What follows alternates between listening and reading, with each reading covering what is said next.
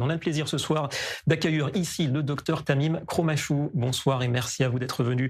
Alors vous êtes le président du Conseil du Levant des États-Unis. Vous faites partie de cette communauté alawite. Alors dites-nous d'abord, est-ce qu'elle est en danger depuis l'avènement d'Ahmad al-Shara il y a un an maintenant? Oui, la situation est très dangereuse. Malheureusement, nous n'avons pas vu beaucoup de progrès et dans l'établissement d'une paix, de sécurité en Syrie. Nous comprenons que après la chute du précédent régime, la situation aurait pu être magnifique, mais en réalité, je pense, nous voyons et nous attendons certaines mesures afin de calmer la situation, traiter les gens sur un pied d'égalité en Syrie et arrêter les massacres qui ont lieu chaque jour sur toutes les minorités. La communauté alaouite apprend chaque jour que des gens ont été tués à cause de leur origine, parce qu'ils sont alaouites ou druzes. Les gens sont déplacés de leur village, ils sont harassés physiquement, verbalement, ils sont renvoyés de leurs emplois. C'est donc des atrocités systématiques qui ont lieu contre ces personnes. En fait, ils ne veulent pas que les gens restent en Syrie et en même temps, ils accusent les Alaouites d'être des séparatistes, comme ils accusent les Kurdes et les Druzes.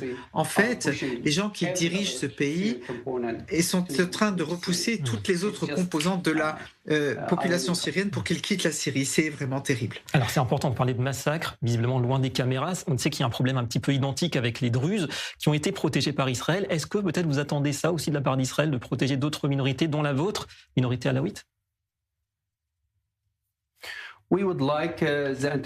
Nous souhaiterions que la communauté internationale, y compris Israël, les États-Unis et les autres acteurs régionaux, qu'ils formulent un plan de soutien et une aide militaire pour la population syrienne. Tous les Syriens ont besoin d'aide, même les personnes qui sont euphoriques à cause de la chute du régime précédent et l'exil du leader. Ces personnes doivent être aussi protégées. Ce n'est pas la communauté sunnite qui doit être en djihad. Et donc, il y a des gens de qualité. Il faudrait que ce type d'euphorie ne les rende pas aveugles et se sentent supérieurs aux autres frères et sœurs syriens des autres communautés. Nous avons donc besoin de l'aide de toute personne, de tout pays, pour stabiliser la Syrie, pour qu'elle soit sécurisée, j'espère, pour un avenir meilleur. Alors, je vais vous poser une question qu'on se pose d'ailleurs beaucoup ici en Israël. Est-ce que pour vous, Al-Shara, c'est un djihadiste qui est vraiment repenti? Et sinon, est-ce que cet accord dont on parle de sécurité entre la Syrie et Israël, ce serait quelque part un piège sur le long terme pour Israël?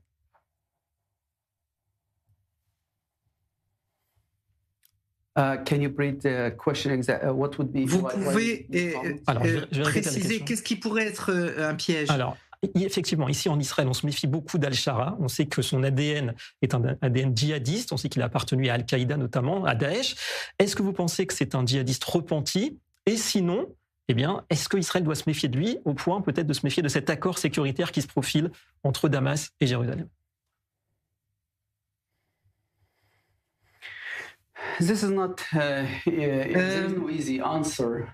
n'est pas une réponse simple. Je pense que nous cherchons des preuves. Moi, comme médecin, je cherche toujours le jugement de la science pour savoir si le patient va s'améliorer ou pas. La Syrie n'est pas en train de guérir pour l'instant. La Syrie est gérée par des mentalités djihadistes. Est-ce qu'il va arrêter ou pas? Ça dépend de lui, ça le préoccupe lui. Mais moi, américain d'origine syrienne, qu'est-ce que je regarde? C'est ce qu'il a fait. C'est ce qu'il a fait pour alléger la souffrance du peuple syrien. Et qu'est-ce qu'il a fait pour renforcer cette souffrance et la poursuivre? Je pense que nous pouvons tous voir qu'il n'y a pas de changement véritable qui ait lieu. Et les gens, même aujourd'hui, aujourd'hui qui saluent son leadership. Ils ont souffert à Idlib et ils ont accusé le gouvernement à l'époque à Idlib.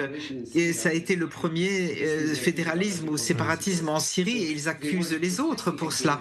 Donc ils ont protesté contre ce régime à Idlib. Et la même manière de gérer les choses à l'époque, c'est-à-dire le djihad, la même manière dont ils le font, ils gèrent la Syrie. Donc c'est préoccupant.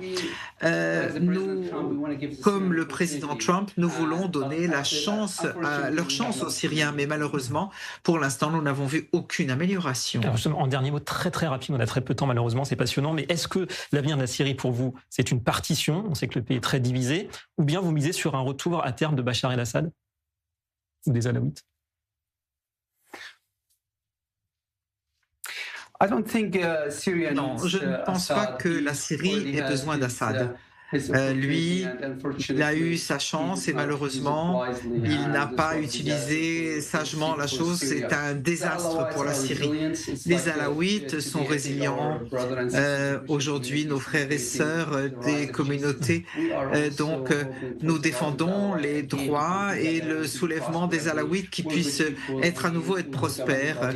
Nous voulons tous, comme le peuple juif et les autres composantes de cette région, tout ce que nous voulons, c'est la paix et vivre dans le calme avec les autres. Nous espérons et nous sommes optimistes encore. Ben voilà, on vous souhaite en tout cas merci beaucoup. Merci beaucoup en tout cas à vous, Dr Tamim Kromatchou, d'être venu sur ce plateau ici en Israël. Et bon courage à vous.